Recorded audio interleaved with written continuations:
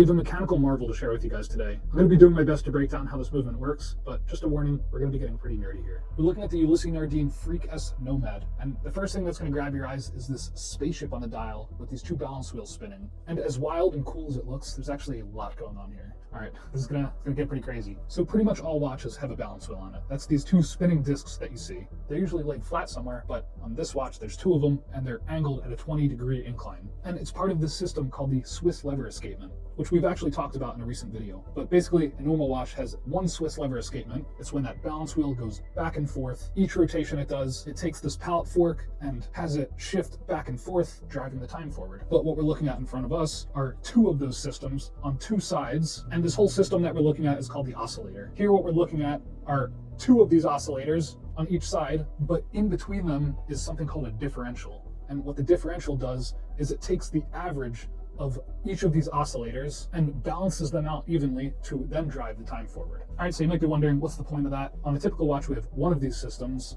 Here we have two of them, and what actually happens on a regular watch, as well as this one, when you shake a watch back and forth, that balance wheel is affected by gravity, and it can slightly change the speed as well as how far that balance wheel rotates, which would be caused by your hand kind of swinging around throughout the day. But the benefit of having two of these with that differential collecting the average between the two is that when you shift one way and one of those balance wheels start to swing off, the other one will compensate for it. So they're working together to kind of average out these shifts in gravity on your wrist and then give you a more accurate output of time. All right, now that we got that out of the way, let's take a look at the rest of the watch. To change the time, we got this word down here, freak. You flip it up and then the bezel itself turns so that you can set the time. Once per hour, this spaceship is doing a full rotation. We have our minute hand pointing at the end of it, and our hour hand is set into the back of this dial. So it's actually this entire dial in the background slowly turning to coordinate the hours. And the pattern on this dial they refer to as diamond guilloche. It's in this polished silver material and has a crazy effect when light bounces off of it. The case is a mixture of different materials. It's mostly titanium, but what's really going to catch your eye is this carbon composite. Kind of has elements of black and gold and grays in there.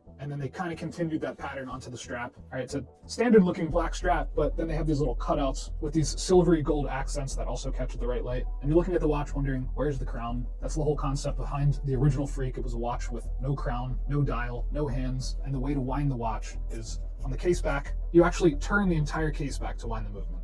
And it is an automatic watch, so once you get it set and you start wearing it, you won't have to always do that. The technicalities of this watch go much deeper, but that's about the best I can do for someone who knows about watches but isn't actually a watchmaker. The retail price of this watch is $150,000. We're going to be asking $110,000 or best offer. If you saw our last video, you'll know that this watch is on consignment, so I'm sure my customer is willing to hear offers on it. That being said, I hope you guys learned something here. I sure did while doing the research on this. If you enjoyed it, drop a comment. Let me know your thoughts on it.